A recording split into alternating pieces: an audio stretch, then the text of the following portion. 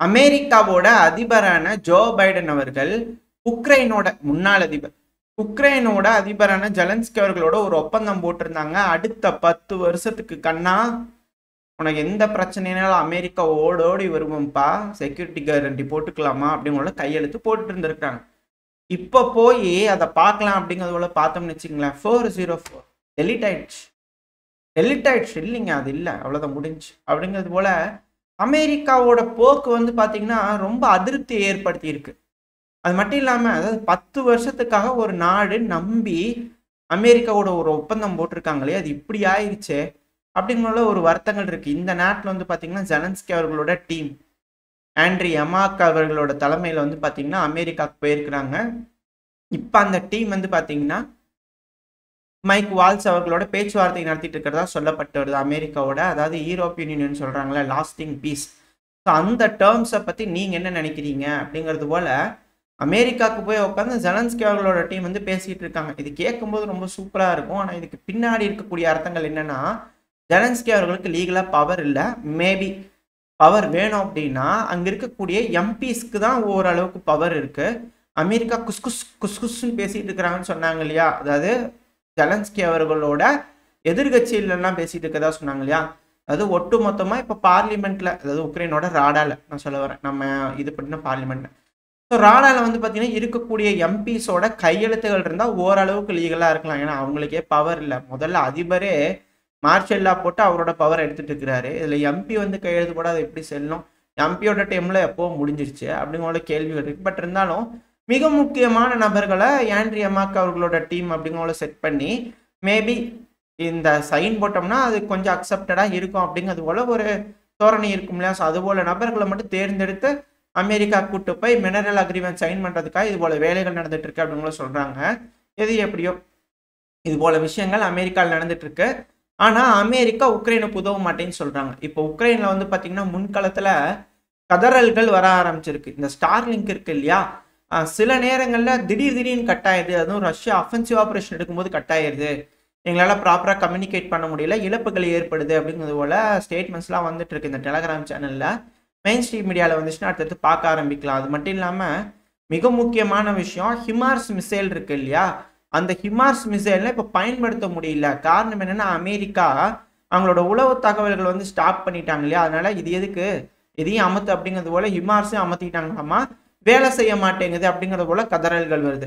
இப்போ இந்த ஹிமார்ஸ் மிசைல் வந்து பார்த்தீங்கன்னா தொலை தூரத்தில் இருக்கக்கூடிய ரஷ்யாவோட வீரர்கள், ரஷ்யாவோட ஆயுத கிடங்கு இது போலலாம் தெரிஞ்சுக்கிச்சு, ட்ரோன்கள் தெரிஞ்சுக்கிச்சுன்னா ரிகானிசன் ட்ரோன்கள் மூலயமா, அதாவது உளவு பார்க்கக்கூடிய ட்ரோன்கள், ஸோ இதை பயன்படுத்தி தாக்குதல் பண்ணி இழப்புகளை ஏற்படுத்திக்கிட்டு இருந்தாங்க. அது இந்த கிளஸ்டர் குண்டுகள் பைடன் அவர்கள் கொடுத்தாரு, கையெழுத்து போட்டு கொடுத்தாரு 100 பில்லியனா. ஸோ அந்த குண்டுகளை பெருமளவில் உதவியாக இருந்தது. சேஃபாக ரொம்ப பின்னாடி நிப்பாட்டி வச்சுட்டு தொலை தூரத்தில் 60 கிலோமீட்டர் தொலைவில் இருக்கக்கூடிய ரஷ்ய வீரர்களை தாக்க முடியும் அப்படின்னா இது போல மிசைல்கள்னால முடியும். இப்போ இது வேலை செய்ய மாட்டேது, ரொம்ப கஷ்டமாக இருக்குது.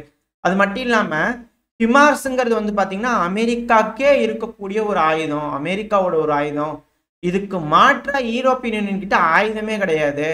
இப்போ அவங்க கிட்ட இருக்கக்கூடிய ஷெல்கள்லாம் கொண்டு வந்து இதில் போட்டு வெடிக்க வைக்கலாமான்னு பார்த்தா வெடிக்காது. இது போல ஒரு விஷயத்தில் இப்படி வந்து சிக்கிட்டமே, இப்போ என்ன பண்ணுறதுன்னு தெரியலையே அப்படிங்கிறது போல உக்ரைன் தரப்புலேருந்து கதறல்கள் வந்துக்கிட்டு இருக்கு. அதாவது இது போல ஒரு நாடை நம்பி நம்ம நாடு அக்ரிமெண்ட் போடுது, இன்ஜின் வேணுன்றது போல கேட்குறாங்க அப்படின்னா டெலீட் பண்ணியாச்சு, டெலீட் ஆயிடுச்சுங்க அப்படிங்கிறத சொல்லிட்டாங்கன்னா என்ன பண்ணுறதுன்னு தெரியல. ஏதோ நம்ம அரசாங்கமோ அந்த அரசாங்கமும் பேசிக்கிறதுனால ஒரு நம்பிக்கையின் அடிப்படையில் செய்கிறாங்க. மேபி உதவுகளில் தள்ளி விடாமல் இது போல் உக்ரைனுக்கு செய்யறது போல் செய்யாமல் இருந்தாங்கன்னா பரவாயில்ல. ஏன்னா பதட்டம் வருது இல்லையா, நமக்கு நம்மளோட பாதுகாப்பு சம்மந்தப்பட்ட விஷயம் அப்படிங்கிறனால பதட்டம் வருது இல்லையா. நம்ம பணம் கொடுத்தது போக அது வேலையும் செய்யாதனே எப்படி அப்படிங்கிற கேள்விகள் இருக்குது. அது மட்டும் இல்லாமல் பேட்ரியாட் ஏர் டிஃபென்ஸ் சிஸ்டம் இதுவும் பெருமளவில் அமெரிக்காவை நம்பி இருக்க வேண்டிய கட்டாயத்துக்கு தள்ளப்படுறாங்க. ஏன்னா இதோட மிசைல் வந்து அந்த அளவுக்கு செய்ய முடியாது யூரோப்பியன் யூனியனால. இப்போ உக்ரைன் கிட்ட இருக்கக்கூடிய மிசைல் அளவு வச்சு பார்க்கும்போது இன்னொரு 1 வாரத்துக்கு தான் வரும், சில வாரங்கள் தான் வரும் அப்படிங்கிற சொல்கிறாங்க. 3 வாரங்கிறாங்க சில பத்திரிகைலாம். ஸோ இதை வச்சு பார்க்கும்போது 1 மாதம் தான் பெருமளவில் தாக்குப்பிடிக்க முடியும் உக்ரைனால. இப்போ இந்த 1 வாரத்துக்குள்ள ஒரு வாரம், இந்த 1 மாதத்துக்குள்ளே வச்சுக்கோங்களேன், அதிகபட்சம் ஏதாவது தப்பிச்சுக்கிறான்னு வச்சுக்கோங்களேன். இந்த 1 மாதத்துக்குள்ள அமெரிக்கா எய்டு கொடுத்துட்டாங்கன்னா சரி, இல்லைன்னா சிக்கல். ஏன்னா இப்போவே வந்து பார்த்தீங்கன்னா ஒடசா ஒப்லாஸ்டில் கடந்த 2 வாரத்தில் மட்டுமே 5வது எனர்ஜி இன்ஃப்ராஸ்ட்ரக்சரை ரஷ்யா தரப்புல இருந்து தாக்கி இருக்கிறாங்க. எனர்ஜி இன்ஃப்ராஸ்ட்ரக்சர் மட்டும். இப்ப இது போல எல்லா பகுதிகளையும் அடிக்க ஆரம்பிச்சிட்டாங்கன்னா எந்த அளவுக்கு இழப்புகள் உக்ரைனுக்கு ஏற்படும். இக்கட்டான சூழ்நிலையில இப்படி செய்யறாங்களே அமெரிக்கா, இதை தனக்கு சாதகமா ரஷ்யா பயன்படுத்திக்கிறாங்களே அப்படிங்கிறது போல கோபங்கள் வந்துகிட்டு இருக்கு. இதுல மிக முக்கியமான விஷயம், ஏன் ரஷ்யா இந்த ஒடசாவை ரொம்ப அதிக அளவுல கான்சென்ட்ரேட் பண்றாங்க? அதுக்கான மிக முக்கியமான விஷயம், இந்த ஒடசா ஒப்லாஸ்ட்ல அதிகமான ஃபேக்டரிஸ் இருக்கு, இண்டஸ்ட்ரீஸ் இருக்கு, அசம்பிளிங் யூனிட்ஸ் இருக்கு, டிரான்ஸ்போர்ட் ஹப்பாவே இந்த ஒடசா இருக்கு. அதிகமான ஆயுதங்களை கொண்டு வந்து இங்க வச்சு அசம்பிள் பண்றது, இல்லை இந்த இடத்துல இருந்து வேற இடங்களுக்கு கொண்டு போறது, பதுக்கி வைக்கிறது, இது போல பல விஷயங்கள் செஞ்சுக்கலாம். இப்போ இது போல செய்யறதுனால ரஷ்யாவோட உளவாளிகள், இது உக்ரைனே வந்து பார்த்தீங்கன்னா கன்ஃபார்ம் பண்ணியிருந்தாங்க. உக்ரைன் நாட்டுக்குள்ள வந்து பார்த்தீங்கன்னா மொத்தம் 100 நெட்வொர்க், ரஷ்யாவோட ஸ்பை நெட்வொர்க்கை நாங்கள் பிடிச்சிருக்கோம் அப்படின்னு ஒரு சில வாரங்களுக்கு முன்னாடி செய்திகள் பார்த்தோம். இதை வச்சு பார்க்கும்போது எந்த அளவுக்கு ரஷ்ய உளவாளிகள் உக்ரைன்ல இருக்கிறாங்கன்னு தெரியுது. எந்தெந்த ஏரியாலாம் அதிகமாக கரண்ட் யூஸ் ஆகுதுப்பா, கொஞ்சம் பார்த்து லிஸ்ட் கொடுங்க, எங்களுக்கு சௌரியமா இருக்கும் அப்படிங்கிறது போல ரஷ்யாவுக்கு அவங்க எடுத்து ஸ்பைஸ் எல்லாம் எடுத்து கொடுத்துட்டு இருந்தாங்கன்னா தெரிஞ்சுக்கலாம். இந்த இடத்துல அதிகமாக ஆயுதங்கள் அசம்பிளி ஆகிட்டு இருக்கு, இந்த பிளான்ட்ல இருந்தே என்னமோ பண்ணிட்டு இருக்கிறாங்க, இந்த இடத்துல ஆயுதங்கள் போயிட்டு இருக்குன்னு தெரியறதுனால பெருமளவில் தாக்குதல் ஒடசால் நடக்குது. அது மட்டும் இல்லாமல் இந்த ஒடசாவை யூஸ் பண்ணி உக்ரைனால கிரீமியாவை தாக்குதல் பண்ணவும் முடியும், ரஷ்யாவோட ராஷ்டவாண்டவை தாக்குதல் பண்ண முடியும். ஒருவேளை எக்கனாமிக் பிளாக்கேட் ரஷ்யாவுக்கு போகணும் அப்படின்னு நினைச்சாங்கன்னா ரஷ்யாவோட வர்த்தக கப்பல்களை கருங்கடலை தடுத்து நிறுத்த முடியும். சிவேபி ட்ரோன்களை பயன்படுத்தி, அண்டர் சி சப்மரைன் ட்ரோன்களை பயன்படுத்தி பல விஷயங்கள் செய்ய முடியும். ஏன்னா இந்த ட்ரோன் தொழில்நுட்பம் அடுத்தடுத்த கட்ட வளர்ச்சி அடைஞ்சு போயிட்டு இருக்கு. நம்ம தொடர்ந்து சேனல்ல பார்த்துக்கிட்டு இருக்கோம், உக்ரைன் தரப்புலையும் சரி ரஷ்யா தரப்புலையும் சரி. ஸோ இது போல விஷயங்கள்லாம் இருக்கிறதுனால உக்ரைன் அது போல ரீயாமாயிடக்கூடாதுன்றத கனக்கச்சிதமா ரஷ்யா வந்து பாத்தீங்கன்னா இந்த சூழ்நிலையை பயன்படுத்தி அழிச்சுக்கிட்டு இருக்காங்க அப்படிங்கிறது மட்டும் புரிஞ்சுக்க முடியுது. இது உக்ரைனுக்கு இக்கட்டான சூழ்நிலை.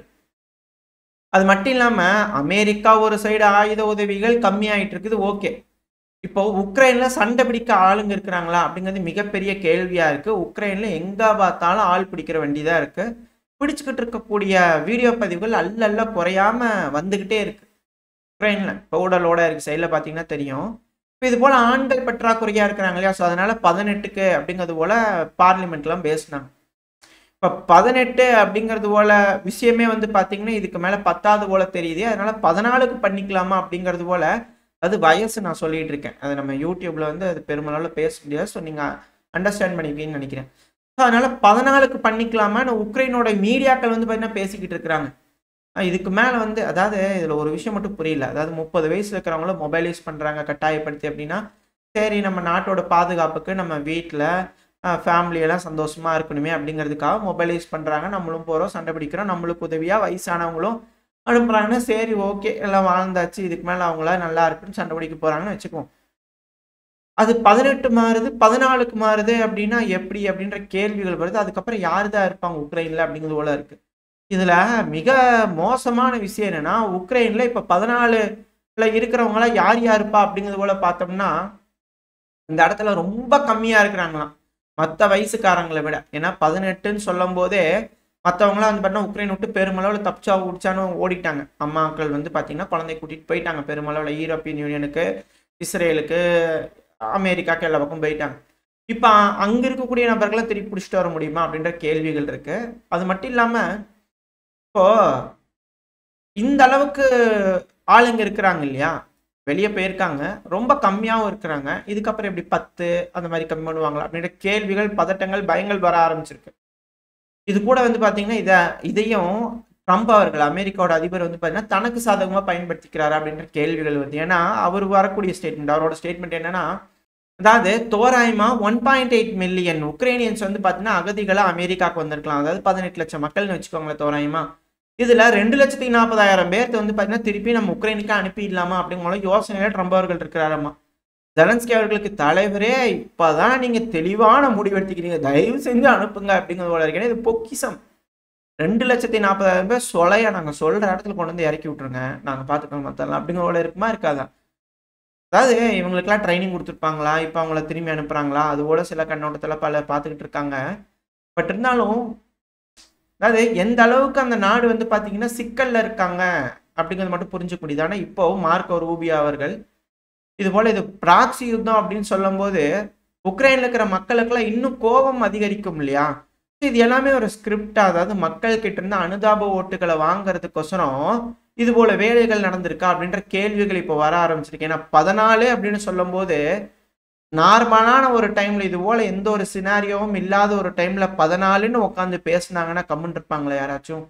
இப்போ அமெரிக்கா நம்மள கை கழுவி விட்டுருச்சு, நம்ம முதுகுல குத்திட்டோம், நம்ம ஒரு பானா இருந்திருக்கோம், அமெரிக்கா நம்மள ப்ராக்சியா யூஸ் பண்ணிருக்கு, நம்ம கூட போடப்பட்ட ஒப்பந்தத்துல இருந்து மீறிட்டாங்க அமெரிக்கா அப்படிங்கிறது போல பல விஷயங்கள் இருக்கும்போது ஜெலன்ஸ்கி அவர்கள் மேல இப்ப அனுதாபங்கள் அதிக அளவுல வர ஆரம்பிச்சிருச்சு.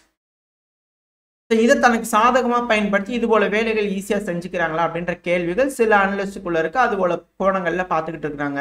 இந்த சமயத்துல நண்பா கலங்காதே அப்படிங்கிறது போல பிரான்ஸ் இமானுவேல் மேக்ரான் அவர்கள் அவங்க பிரான்ஸ் தரப்பு இருந்து டிஃபென்ஸ் மினிஸ்டர் தரப்பு இருந்து என்ன சொல்றாங்கன்னா, அமெரிக்கா கொடுக்கலன்னா என்னங்க, உளவு தகவல்களை நாங்க இதுக்கு மேல தரோம், நாங்க அந்த ரோல் எடுத்துக்கிறோம் அப்படிங்கிற பிரான்ஸ் தரப்புல இருந்து களமிறங்கி இருக்காங்க.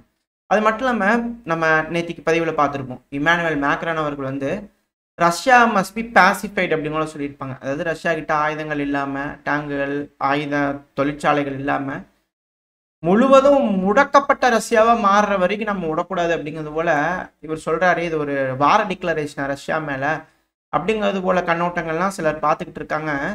ஆனா இந்த சமயத்துல ப்ரொபகண்டா வீடியோ, அதாவது உக்ரைன்ல வந்து பாத்தீங்கன்னா எந்த அளவுக்கு இழப்புகள் இருக்கு அப்படிங்கிற வீடியோ பதிவுகள் வந்துகிட்டு இருக்கு. லிவிவு ஒரு பிராந்தியத்துல எந்த அளவுக்கு வந்து பாத்தீங்கன்னா சிமெண்ட்ரி, நம்ம இதெல்லாம் வந்து பாத்தீங்கன்னா ஒரு 6-7 மாசத்துக்கு முன்னாடி விளையாட்டா பார்த்துட்டு இருப்போம். அதாவது உக்ரைன்ல வந்து பேனர் வச்சிருக்கிறாங்க, சிமெண்ட்ரி வேணும்னா புக் பண்ணணும், இதுக்கு ஒரு அப்ளிகேஷன் வச்சிருக்கிறாங்க, அந்த அப்ளிகேஷன்ல உக்ரைனோட லிங்கோட நம்ம ஷேர் பண்ணியிருப்போம். இந்த லிங்க்ல போனீங்கன்னா இது போல சிமெண்ட்ரி வந்து நம்ம புக் பண்ணிட்டோம்னா இத்தனை நாள்ல கிடைக்கும் அப்படிங்கிறது போல தான் வந்து பார்த்தீங்கன்னா பார்த்துட்டு இருந்தோம். அந்த அளவுக்கு சிமெண்ட்ரி பற்றாக்குறை வர மாதிரியான சூழல் இருக்குது. சிமெண்ட்ரிக்கு வரக்கூடிய ஆண்களை பிடிச்சிட்டு போறாங்கன்ற வீடியோ பதிவுகளை பார்த்துருப்போம். அது எந்த மாதிரியான செய்திகளாக நம்ம பார்த்துட்டு இருந்திருக்கணும், இப்போ அதெல்லாம் வந்து எந்த மாதிரியான இடத்துக்கு வந்திருக்கு, இதுக்கான காரணம் என்ன, துருக்கியில வச்சு பேசிக்கணும் ஒப்பந்தம்.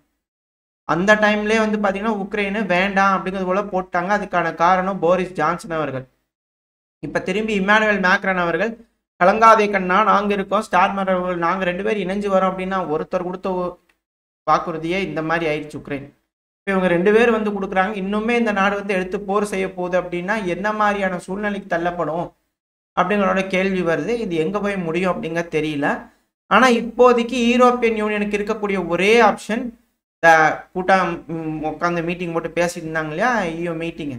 அந்த மீட்டிங்ல மிக பெருமளவில் பேசினதே வந்து பார்த்தீங்கன்னா யூரோப்பை ரீஆர்ம் பண்ணும். 2வது யூரோப் வந்து பார்த்தீங்கன்னா ரஷ்யாவோட அசட்ஸ்லாம் வச்சிருக்கிறாங்க இல்லையா, அதை நம்ம எடுத்துக்கலாங்க, நம்மளுக்கு வேணுங்க அது கண்டிப்பா அப்படிங்கிறது போல அவங்க முடிவுகள் எடுக்கிறதுக்காக உட்காந்துருக்காங்க. பல யூரோப்பியன் யூனியன் நாடுகள் வந்து பார்த்தீங்கன்னா ஹெசிடேட் பண்ணிட்டு இருக்கிறாங்க அது எடுக்கிறதுக்கு அப்படிங்கிற சொல்லப்பட்டு வருது. ஏன்னா ஒன்ஸ் யூரோப் இதை செஞ்சுட்டாங்க அப்படின்னா ஈரோல எந்த நாடு வந்து பார்த்தீங்கன்னா இதுக்கு மேலே வர்த்தகம் பண்ண மாட்டாங்க.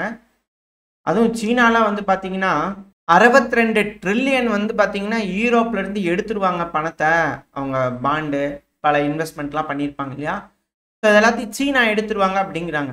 ஸோ இந்த காரணத்தினால தான் ட்ரம்ப் அவர்கள் டேரிஃப் போட்டுருவேன், டேரிஃப் போட்டுருவேன் அப்படின்னு ஒன்று மிரட்டிட்டு இருக்காரா அப்படின்ற கேள்விகள் பலருக்கும் வர ஆரம்பிச்சிருக்கு.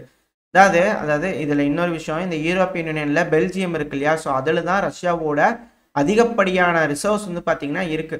ஸோ பெல்ஜியம் கிட்டேயும் ரெக்வஸ்ட் வச்சுருக்காங்க, ஏங்க எடுத்துக்கங்க அப்படிங்கிறது போல வந்துன்னா எடுத்துக்கலாம் அப்படிங்கிற போல கேட்டுக்கிறாங்க. கொஞ்சம் தயக்கமாக இருக்குங்க அப்படிங்கிறது போல அவங்க தரப்புலேருந்து இருக்குது. அதுக்கான காரணம் இதுதான். இப்போது சைனா அவங்களோட பணத்தை எடுத்துருவாங்க, இந்தியா அங்கே இருக்கக்கூடிய பணத்தை எடுத்துருவாங்க. ஸோ இது போல் ஈரோவில் இருக்கக்கூடிய எல்லா இன்வெஸ்ட்மெண்ட்டையும் எடுத்துட்டோம் அப்படின்னா ஈரோ வேலைக்காகாது. ஸோ அதில் பாதாளத்துக்கு போக ஆரம்பிச்சிடும். ஸோ இது போல் யூரோப்பியன் யூனியனுக்கு ஏகப்பட்ட சிக்கல் இருக்குது. இந்த ஒரு காரணத்தில் தான் ட்ரம்ப் அவர்கள் டேரிஃப்னு மிரட்டுறாரா.